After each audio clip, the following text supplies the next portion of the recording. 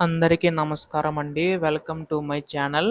తెలంగాణ రాష్ట్ర వ్యాప్తంగా ఉన్న రైతు సోదరులందరికీ ఉపయోగపడేలాగా రాష్ట్ర ప్రభుత్వం మనకి ఈ యొక్క రైతు భరోసా పథకం అనేది తీసుకురావడం అనేది జరిగింది కదండీ. సో, ప్రస్తుతం మనకి ఇక్కడ ముఖ్యంగా చూసుకున్నట్లయితే రైతన్నలందరికీ ఉపయోగపడేలాగా రాష్ట్ర ప్రభుత్వం అయితే మనకి ఈ యొక్క పథకం అనేది తీసుకొచ్చింది కదండీ. సో, ప్రస్తుతం మనకి అయితే రూ. 6,000 చొప్పున అయితే విడుదల చేసుకుంటూ రావడం అయితే జరుగుతుంది కదా! కాకపోతే చాలా మందికైతే జమ కావట్లేదని చెప్పేసి అయితే అడుగుతున్నారు. సో, దీనికి సంబంధించి రాష్ట్ర ప్రభుత్వం కీలక అప్డేట్ అయితే జారీ చేసిందనమాట. సో, జమ కాలేని వారి పరిస్థితి ఏంటి? వారికి ఎప్పుడు జమ అవుతాయన్న దానిపై ఈ వీడియోలో పూర్తి సమాచారం అంతా కూడా తెలుసుకుందామండి. రైతన్నలందరూ కూడా వీడియోనైతే పూర్తిగా చివరి వరకు అయితే చూడండి.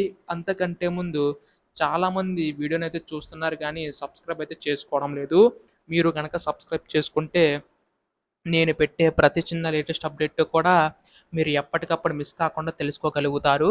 అందుకోసం వెంటనే ఛానల్‌ని అయితే సబ్స్క్రైబ్ చేసుకోండి. అలాగే వీడియోకైతే లైక్ చేయండి. దీని ద్వారా మరికొంతమందికి సమాచారం అనేది తెలుస్తది.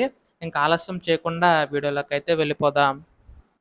సో, ప్రస్తుతం మనకి ఇక్కడ తెలంగాణ రాష్ట్ర ప్రభుత్వం రైతన్నలందరికి ఉపయోగపడేలాగా అనేక పథకాలనేవైతే తీసుకురావడం అనేది జరుగుతుంది కదండీ!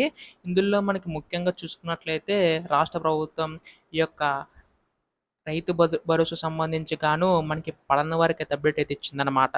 అయితే మనకి ప్రతి సంవత్సరం కూడా రూ. 12,000 ఇస్తామని చెప్పేసి చెప్పడం అయితే జరిగింది కదా! సో, తొలి విడత కింద రూ. 6,000 అనేవైతే విడుదల చేయడం అయితే జరిగిందండి రాష్ట్ర ప్రభుత్వం అయితే.